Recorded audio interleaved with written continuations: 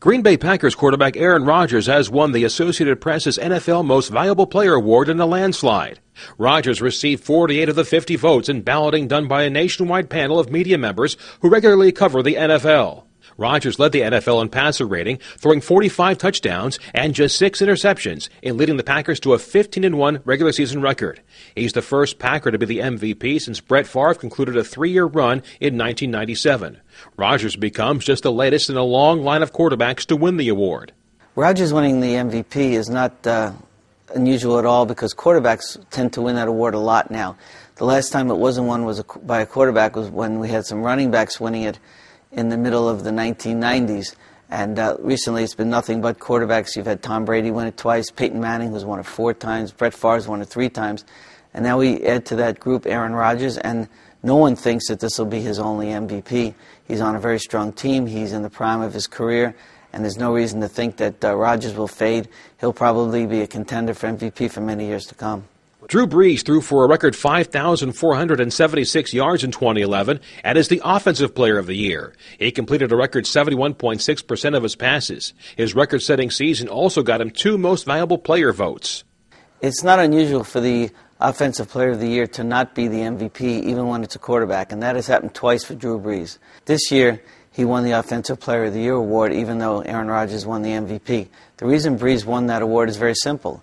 It's much more of a statistical award, and Brees had a statistical year that has never been matched by any other player in NFL history. The Defensive Player of the Year is Baltimore Ravens linebacker Terrell Suggs.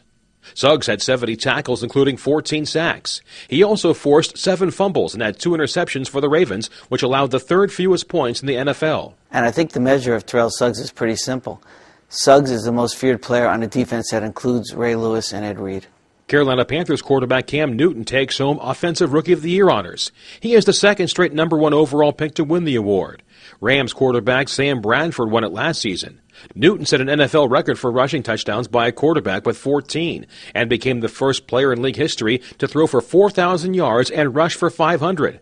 Newton won his award for some of the statistics that he compiled. He did set a bunch of rookie records as a quarterback, but I think he won it more because he's helped turn around a franchise that was pretty good for quite a few years, then really went into the doldrums. They had the #1 pick. They took a guy from college who was not that proven. He won the Heisman, but it was the only year that he was a starter in college. And then look what he did this year. He really impressed everyone as a rookie quarterback. Denver linebacker Von Miller is the AP's Defensive Rookie of the Year. Miller made 64 tackles and had 11.5 sacks for the Broncos.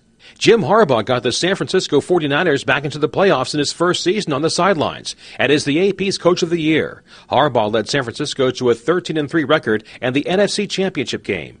Harbaugh came from Stanford. He turned around the attitude of the 49ers. He showed faith in a quarterback, Alex Smith, who had not done very much in his career.